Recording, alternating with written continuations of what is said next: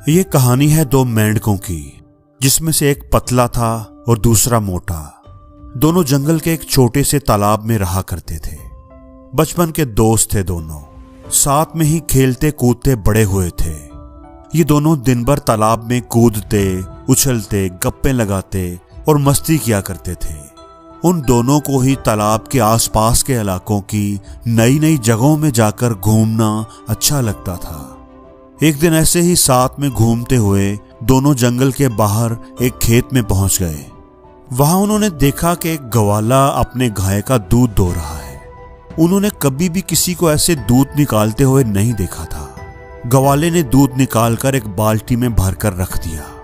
ये दोनों उस दूध को देखकर बड़े हैरान हुए थे, क्योंकि उन्होंने आज से पहले इस तरह का सफेद रंग का पानी कभी नहीं देखा था। उन्होंने तो जंगल में सिर्फ तालाब का गंदा पानी ही देखा था। कुछ देर सोचने के बाद उन दोनों ने डिसाइड किया कि इस सफेद पानी में तैरने का मजा ही कुछ और होगा। क्यों ना आज इसमें तैर कर देखें। ये सोचकर उन दोनों ने एक साथ बाल्टी में छलांग लगा दी। वहां जाकर वो देखते हैं, अरे वाह, सफेद पानी, हमने तो ये कभी देखा ही नहीं। ये क्या चीज होती है। दोनों को मजे करने तो पसंद थे ही, तो दोनों वही मस्ती करने लग जाते हैं। कभी दूध में तैरते हैं, कभी गोता मारते हैं। खूब उछल कूद करने के बाद, खूब मजे करने के बाद, वो जो मोटे वाला मेंढक होता है वो कहता है, चल यार, अब घर जाने का टाइम आ गया है, जंगल वापस चलते हैं। वो पतला मेंढक भी कहता है कि हाँ यार, चलो चलते हैं अब। ये दोनों बाल्टी से बाहर छलांग लगाने की कोशिश करते हैं, पर वो बाल्टी बहुत बड़ी होती है, ये छलांग लगा नहीं पाते। वो दोनों बाल्टी के किनारे पर जाकर बाल्टी की दीवारों से छलांग लगाने की कोशिश करते हैं, पर वो देखते हैं कि वहां तो बहुत ज्यादा फिसलन है। ये जब भी कूदने की कोशिश करते हैं, उनके पैर फिसल जाते हैं। उन्होंने लगातार कई बार कोशिश की, कभी बाल्टी के बीच से तो कभी बाल्टी के किनारे से उनकी दीवारों के सहारे कूदने की कोशिश की, लेकिन दूध की चकनाहट और फिसलन की वजह से ये बाल्टी से बाहर नहीं निकल पा रहे थे। अब वो जो पतला वाला मेंढक होता है वो मोटे मेंढक को बोलता है, भाई देख, निकलना तो हमें है ही यहाँ से, इसलिए हमें कोशिश तो करते रहना होगी। पर हमने बहुत बार कोशिश करके देख लिया, इसलिए मुझे लगता है हम खुद तो इस बाल्टी से बाहर नहीं निकल पाएंगे, क्योंकि यहाँ बहुत ज्यादा फिसलन है। तो हम क्या करते हैं, हम तैरते रहते हैं। अगर हम तैरते रहेंगे तो कोई ना कोई हमें आकर इस बाल्टी से निकाल ही देगा। मोटा मेंढक उस पतले मेंढक की बात मान लेता है और वो दोनों तैरते रहते हैं। 1 घंटा, 2 घंटे, 3 घंटे हो गए, वो तैरते रहते हैं। लेकिन इतना वक्त गुजर जाने के बाद भी कोई आकर उन्हें बाल्टी से बाहर नहीं निकालता। ग्वाला भी शायद दूध को रखकर भूल गया था या घर चला गया था। अब जो मोटा मेंढक होता है वो तैरते तैरते थक जाता है। वो कहता है, भाई अब मैं और पैर नहीं चला पाऊंगा, कई घंटों से तैरते तैरते मैं थक चुका हूं। वो पतला मेंढक कहता है, भाई देख, अगर तू पैर चलाना बंद कर देगा तो तू डूब जाएगा और कुछ देर में तेरी सांस रुक जाएगी और तू मर जाएगा। इस दूध में रहकर तो तू सांस भी नहीं ले पाएगा, और भाई मैं अभी मरना नहीं चाहता।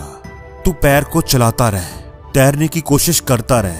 वो मोटा मेंढक थोड़ी देर और पैर चलाता है और फिर कहता है, भाई देख, हमने एक दूसरे का बहुत साथ दिया है, हम दोनों बचपन के दोस्त हैं, आपस में हमने बहुत मस्ती की है, बड़ा अच्छा वक्त गुजारा है, हमेशा साथ रहे हैं।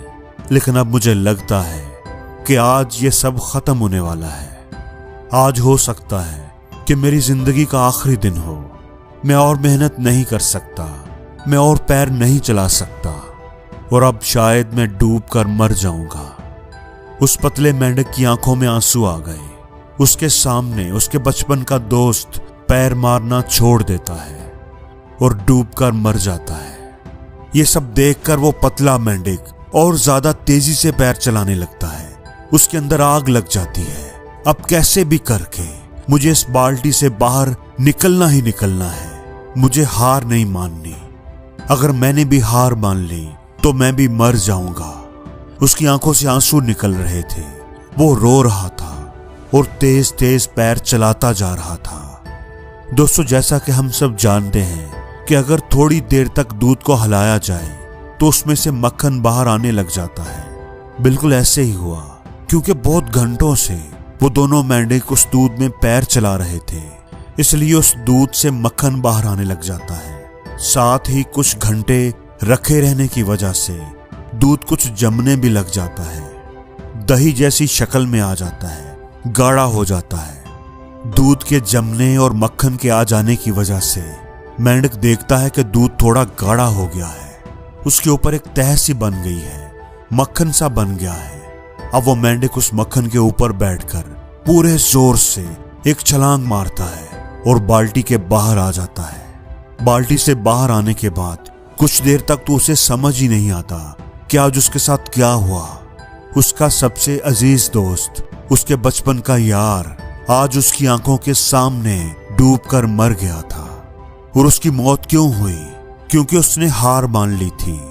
अगर वो भी थोड़ी देर तक और पैर चलाता रहता, हार ना मानता, तो आज वो भी जिंदा होता, तो आज वो भी बाहर आ जाता। दोस्तों, नेवर गिव अप एटीट्यूड, कभी हार ना मानने की आदत, ये कोई ऐसी आदत नहीं है जिसे कोई इंसान अपने साथ लेकर पैदा हुआ हो, बल्कि ये तो हमारी मेंटल टफनेस पर डिपेंड करता है, जिसे हम वक्त के साथ साथ डेवलप कर सकते हैं।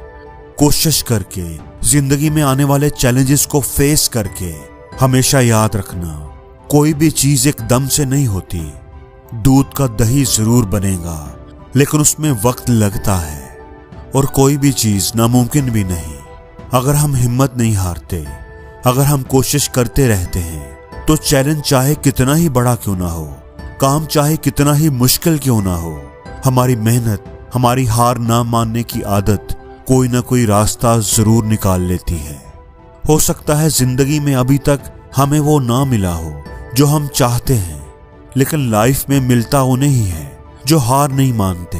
और ये भी हो सकता है कि हमें वो सब ना मिले जिसे हम हासिल करना चाहते हैं, लेकिन हमसे ये सुकून कौन छीन पाएगा कि उस चीज को पाने के लिए हमने आखिरी दम तक कोशिश की।